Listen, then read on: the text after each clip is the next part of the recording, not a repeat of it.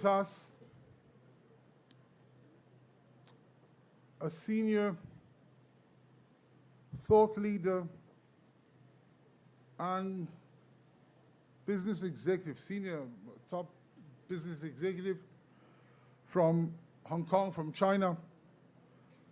Mr. Ronnie Chan is truly not only a business magnate, but also a thought leader who speaks with world leaders, who thinks about the world order, and is here this morning to share with us his understanding on Chinese perspectives regarding the emerging world order.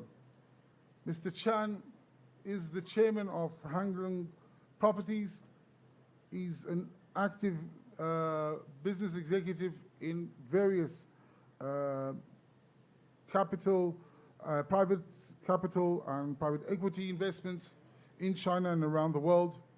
But he also has an interest in the work we do, and he is a member of the Council on Foreign Relations and serves on the governing boards or advisory boards of several major institutions, think tanks, and universities. And we are very privileged and honored to have him with us this morning. Mr. Chan, the floor is yours.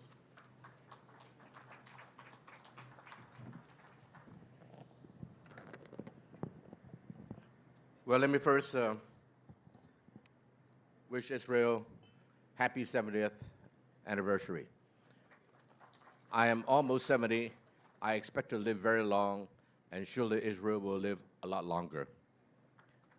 To follow the defense secretary, the defense minister, after a night like yesterday was a difficult one.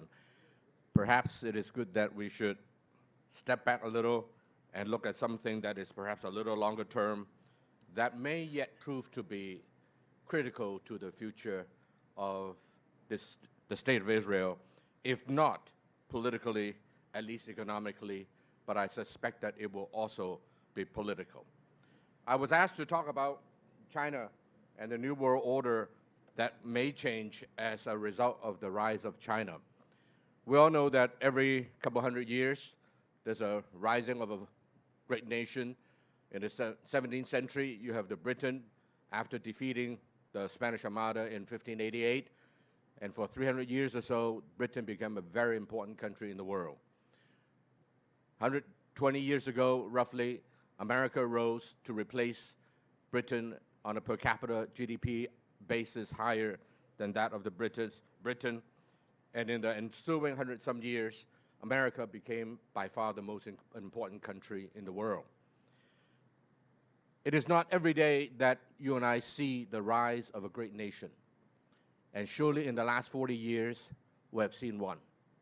But it is not right to say that it is a rise of a nation, because that nation has risen long time ago. Just like to say that Israel is a new nation is absolutely wrong, because you have been around for a long time. So China's rise, whether we like it or not, is going to change a lot of things. Let me first state my position that not for a single moment do I believe that China will be able to replace the United States, nor does China have the intention. The United States, as far as I'm concerned, will become the single most powerful, important country in the world, not just because I am an American citizen, but objectively speaking, I just don't see anyone in the horizon, China included, that will in any shape or form threaten the leadership of the United States, nor does China want to be. So with that background, let me just tell you a little bit about China, what it is. If you don't understand what China is, you will not be able to figure out what it wants and what role does it want to play in the international scene. Then my second point, and I only have two, the second point is a few comments on China's relationship with the rest of the world, in particular with the United States and with this part of the world. And then I will conclude. First of all, let me address the issue of what is China. Think about this. Henry Kissinger used to say, when we, the Europeans, as if he's still in Europe, when the Europeans were still living on caves, China was already at the height of civilization. For the last 3,000 years, if not longer, China was at the height of human civilization and economic development. All the comparable civilizations of that era are basically gone or are at least no longer significant in the world. Where is the Persian culture? Perhaps a menace, but nothing more than that. Egypt, 80 million people, still a wonderful country, but no longer that influential in the global scene. You may say Israel, sorry, I come from a big country. Israel's only have 9 million people. You certainly punch above your weight class, but nonetheless, in terms of a civilization, in terms of a major global player, I think China is perhaps the only one who was there 3,000 years ago and who is still there today. Just like your language 3,000 years ago and today are basically similar to my knowledge, and I did study Hebrew a little. Chinese, same thing. You can read ancient texts of 4,000 years. The geographic territory of China 3,000 years ago is roughly the same as it is today. Of course, we know what happened since. In the last 200 years, China has waned significantly, so much so that nobody cared for China. Who cares? But today, after 200 years of terrible history, and surely as Israeli people, as Jews, you understand what terrible recent history means, and we, the Chinese, also know that. Is China's rise today a return to the trend line of 3,000 of years of history, or is it just a blip? I suspect that the China's rise of the last 40 years is perhaps a return to the trend line of 3,000 years. So let me say something about what China is, which may be new to many of you. A professor at MIT, a sinologist, defined China the best way I can ever imagine. And no Chinese, in my opinion, can ever say such a thing. Only someone like Professor Lucian Pai, P-Y-E, he's a Caucasian gentleman. He's a friend of mine also. Unfortunately, he died about 10 years ago. Professor Lucian Pai says, China is a civilization which pretends to be a nation state. China is not a nation state a la 1648 Westphalia Agreement type of understanding of what a nation state is. Rather, China is a civilization which pretends to be a nation state. And what is the root of that civilization? It's Confucianism and it's Taoism. Both philosophies are very, very pacifist rather than aggressive. So one day I found myself maybe 10, 12 years ago in a room with Joe Nye. Many of you know Joe from the Kennedy School, together with Larry Summers and some China experts from Harvard, and Mrs. Tong Chi-hua, the first chief executive of Hong Kong, and the foreign minister at that time of China, Yang Jiechi. And I asked Joe, I said, Joe, you coined the word soft power. Tell me, in the last 3,000 years, which country or which civilization have used the soft power the most and the most successful? He cannot answer my question. Maybe he's not objective, I don't know. That answer is easy if you were to ask in the last 100 years, which country used soft power the most successfully and the most? Of course, it's America. If you were to say last 300 years, surely there's Britain. If you were to say 2,000 years, I would say two. In the West, Rome, Roman Empire, and in the East, China. But if you were to say 3,000 years, sorry, Rome did not start until, 64 BCE. So China is perhaps the country that have used soft power the most in the last 3,000 years and the most successfully. China does not need to use military, as your defense minister mentioned. War is always a last resort. Read Chinese history. China almost never need to use forces. You will not have a job there, Amos, as a general. You have a job, but not much to do.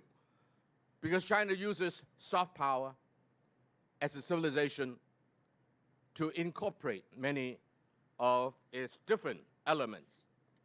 Do you know that 1,500 years ago, there were so many Jews in China that today, in a particular county in the center of China, in the Henan province, all the tombs still have the Star of David. One day, my father-in-law, unfortunately he died a long time ago, he was on a plane in China, and he saw this sitting next to this guy. He asked him, "Are you from Henan province?" He said, "Yes." "Are you from Kaifeng County?" He said, "Yes." "How do you know?" He said, "Look at your nose." He's probably of Jewish blood. Do you know that 1,000 years ago, 500-some years ago, in southeast China, in the province of Fujian, right across from Taiwan, in the southern part, there were 300,000 Arabs living there. So if you're from that part of the world, as some of my friends are, and your last name is Ma or Ding or Bai, most likely you have an Arab blood. What did the Chinese do to the Jews of 1,000 years ago? What did the Chinese do to the Arab of 500 years ago? Nothing. As your defense minister said, live and let live. As long as you don't cause trouble, you can stay there. Who took care of the Jews after Nazi? They have no way to survive. They were sent to, as you all know, the camps in Cyprus. Some escaped here. The rest went through Suez Canal, all the way through the Indian Ocean, into Malacca Strait, into Pacific Ocean, not received by anyone because they were all so much run by the British. The first country that they can land was China. And China never mistreated the Jewish people in its long history. So, what is China? China is a civilization which pretends to be a nation state. What are the basic elements of this Chinese civilization? Number one, it's very different from yours. You affected the whole Western world. Judeo-Christianity is at the root of much of, if not all of, Western civilization as we know it today. China, on the other hand, is exactly opposite. We emphasize harmony. You are monotheistic religions, the origin of it. So there is God and the devil. There is heaven and hell, and there is salvation and perdition. To the Chinese, nothing is black and white. Harmony means you have to live with one another, you have to accept one another, and you have to somehow bear with one another. So the Chinese emphasize harmony. And yet, unlike you all, we also emphasize hierarchy. And you say, how can hierarchy and harmony be in unison? They can be in the Chinese scheme of things. I have a lot to say, but because of time, Amos, I will not overspeak. So I will not go into too much detail. But there's another thing that the Chinese civilization is known for. You'll be very surprised to hear this because, sorry to say, you're not a China expert. Do you know that China's history is one of the most open and inclusive country in the world? Do you know that 1,500 years ago, there were universities, shall I call it, that teaches many foreign languages. They have a foreign language institute in Chang'an, which is today Xi'an, the then capital of China. 500 years ago, they have the same thing. And so the Chinese are extraordinarily open-minded and inclusive civilization. You don't understand that because you have not spent time understanding it. I'm sure that if you do, you will come to the same conclusion. So let me say a word about China today. China is today, perhaps politically, the most predictable country in the world. Is America predictable? Who would guess that Donald Trump will become the president? For better or for worse, he is the president. 3 years ago, who would predict Brexit? Most likely you and I didn't. But that is the case with us today. China, politically, as again, Dr. Henry Kissinger often say, is highly predictable. And the reason you think China is not predictable is because you didn't spend the time, as Henry did, to understand China. China always acts in its self-best interest, of course, like everybody else. And if you do that, you understand the fears and aspirations of the Chinese people, you will find China's decision of the last 40 years since opening up, started by Deng Xiaoping, who, by the way, is as short a man as David Ben-Gurion, but as great a man. So China is extraordinarily predictable politically. How they will react to a particular action on the part of the United States or the Middle East can easily be analyzed and understood, and hence perhaps predicted with some certainty. China is also economically one of the most stable countries in the world today. It doesn't have the capital market that caused all the trouble in the Western world today. It doesn't open its capital account for good reasons.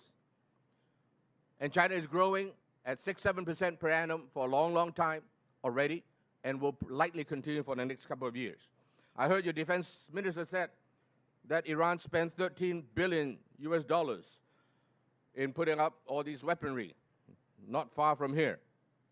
My company in the last 10 to 15 years have also invested $13 billion in commercial properties all over China. You would have been a lot better off if those $13 billion from Iran would have been invested in my company. I think they would make a lot more money that way. And by the way, tell you another thing. My company for the last 13 years have been basically debt-free. No net debt. How the hell do you spend $13 billion investing in hard asset that we never sell? We only keep to rent. And yet have zero debt. Figure that one out. IDC is known for its business school. Get your professor to study that, and I'll tell him why he is right or wrong. So China, when you have a big market rising at, in the past, 8-10%, now 6-7%, over a long period of time with 1.38 billion people, a lot of things are not what you think. A lot of things that what can never be done can be done. So now let me turn to the world order that China sees it. In particular, I want to address two issues. The first one is China-US relations. The second one is China's position vis-a-vis this part of the world. I don't know if Graham Allison is here. Graham, are you here? Not yet. Okay. Graham was my guest in Hong Kong for 3 days a couple of weeks ago. And I, for one, am very sanguine about US-China relations. I know that it has turned very bad. I've been watching it for the last 40 years and intimately for the last 30. I have seen all the ups and downs. I know all the arguments that Graham makes. But let me tell you, my conclusion is that US-China relations will not get out of hand. There's a bad reason and there's a good reason. I'll give you the bad one first. Because I fear that trouble in this part of the world will blow up way before US-China get into trouble. But there are some also good reasons why I believe that China-US relations will not get out of hand. If you need divorce, you usually need two parties. If one party doesn't want a divorce, the chance of having a divorce is much lower. China does not want a divorce. United States, I don't think that at heart want a divorce either. But you can never predict what happened because of domestic politics, by the way, what you call democracy. Crazy things do happen in the short term. And because of that, for example, all the presidents almost in the last 5 or 6 of them always bashed China during the campaigning for the White House. Once they become the president, they all mellow down. Well, Donald Trump is Donald Trump. Donald Trump is not like anyone we have seen. But that said, Donald Trump understands one thing. He and I are in the same business. The difference is I make a lot of money. And I have zero debt. As real estate developers, he understands something. And I'm afraid I understand a little also. And that is pain. He almost went bankrupt 4 or 5 times. He understands pain. And when China was nobody 30 years ago, 40 years ago, is one thing. But today, China is no longer nobody. Allow me to put it in very pictorial terms. I'm a short guy. I'm 5'3", 1.6 meters. The United States is 7'2", and I'm a 5'3". China 30 years ago was my height. One slap, out he goes. 1996, 2 aircraft carriers of the United States parked outside of Taiwan is nothing whatsoever that the Chinese could do. That's why they have to build their army and navy. And 20 years ago, China was what? 6 foot? So America is still 7'2". You have to punch him. He's out. 10 years ago, China was what? 6'6". You really have to punch it a few times before you can knock him down. But today, I suspect China is maybe 7 foot. America is still 7'2". And China is growing, by the way, although they may not overtake the United States. But would a 7'2" pick on a 7 foot? I suspect not. If you try, he will suffer, and you will suffer. So take a look at the trade problem today. Whenever there's a trade war, nobody wins, especially when it's between the 2 biggest trade partners in the world. So both will lose. But let's face it, China has there's a lot of room to move in the tariff side of things. And the non-tariff side of things, there's all kinds of things can be negotiated. And God knows, people like me will never know. Maybe Amos will know. I would never know what are the back channel deals between Washington, D.C. and Beijing. So who wins, who loses, who knows? But on the surface, let me tell you who will win. The United States will win a little bit more. Donald Trump will declare victory, and we'll call it a day.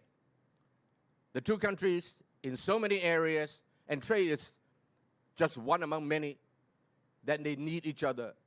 They are now tied at the hip, whether you like it or not. And as a result, I see that trade will certainly not develop into something more serious than what it is, what it appears to be. So I think that U.S.-China relations overall is going to be fine. I'm not overly worried about it. I think that China is extraordinarily rational about it. And there's a lot of room for negotiation. And China will be very accommodating, not wanting a divorce. And if neither do I think the United States, but they will talk tough, but it's okay. We understand Trump a little. And let him be. He is the president of the United States, and you have to respect him as such. And so I don't think that U.S.-China relationship will get too out of hand. You have a weather problem, you have an immigration problem, you have a financial stability problem, you have an environmental problem, you have a drug trafficking problem. You have so many problems in the world that without the United States and China working together, there'll be no solutions. And for that reason, I believe that U.S.-China relationship will not get overly bad. It will be rough, no question about it. It has been rough in the last 30, 40 years. But I think it will be okay. So let me then finally come to China's position vis-a-vis this part of the world. I've been coming here a lot. I come here 1, 2, 3 times a year. This is my 3rd trip this year, and I'll be back here next month to speak at a university. And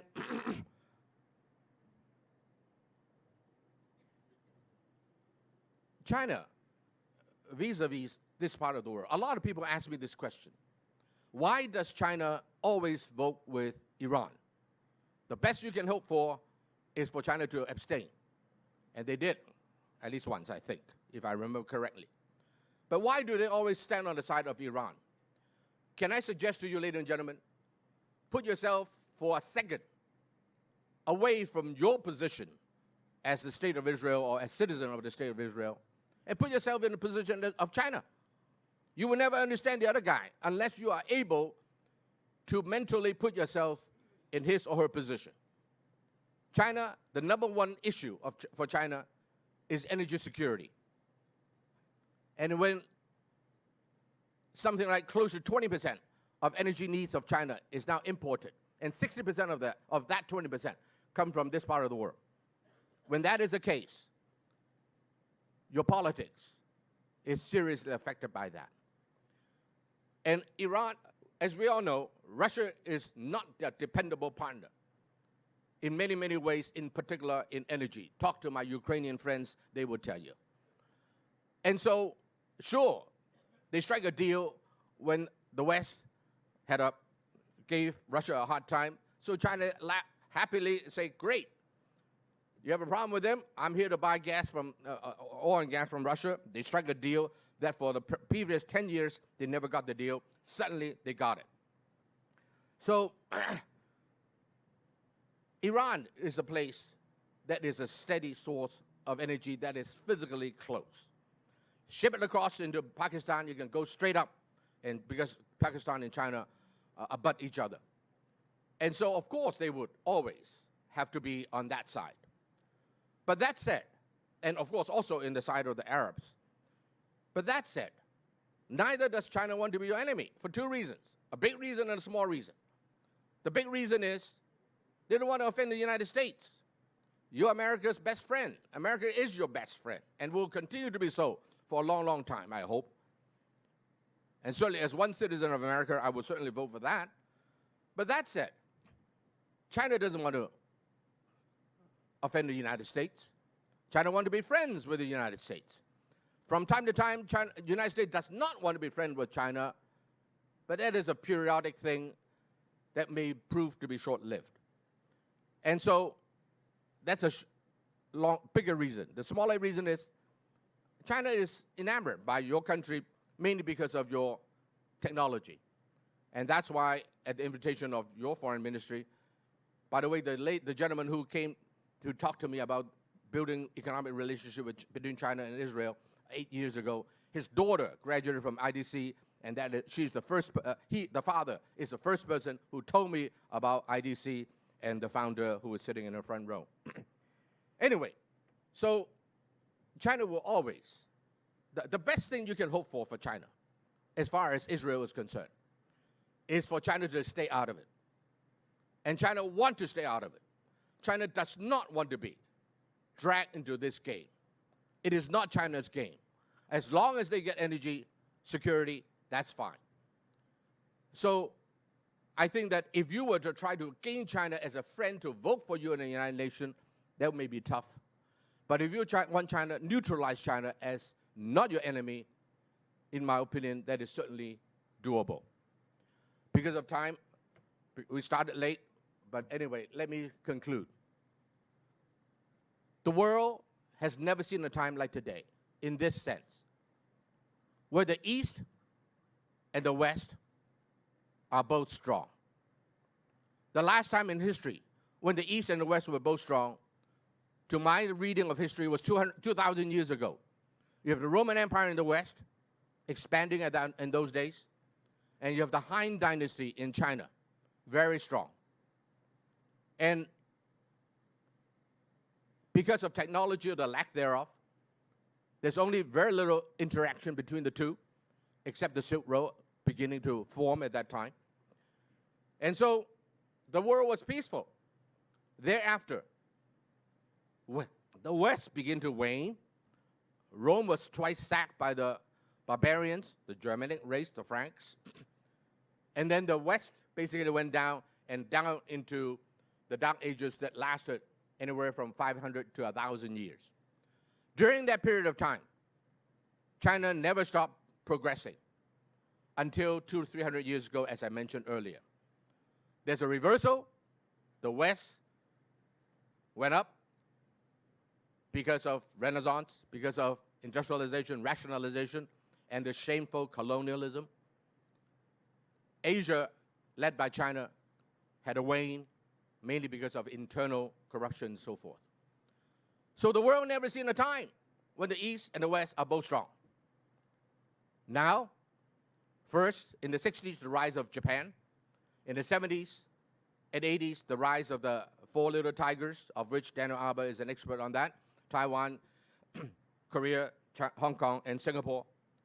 But all that put together was not enough to move the dial, to tip the balance of the global economic and hence political power until the rise of China in the last 30, 40 years. So today, we are facing a world where East and West are equally strong. How do we live together is the issue that faces all of us. I know you are very much engulfed in your own local, regional, political issues, and I feel for you all. But that said, if one were to take a broader view of the world, how China and the United States will learn to live and work together will determine the shape of the world that you and I and our children and our children's children will live. But I fear that before that developed peacefully too far, this part of the world may be first engulfed in considerable difficulties. So it is to my interest as one who lives in Hong Kong, which is now part of China, that this part of the world will stay as stable, as peaceful as possible. And that's why for the last many years, I've devoted a little bit of my time to hopefully make the world a better place. Thank you.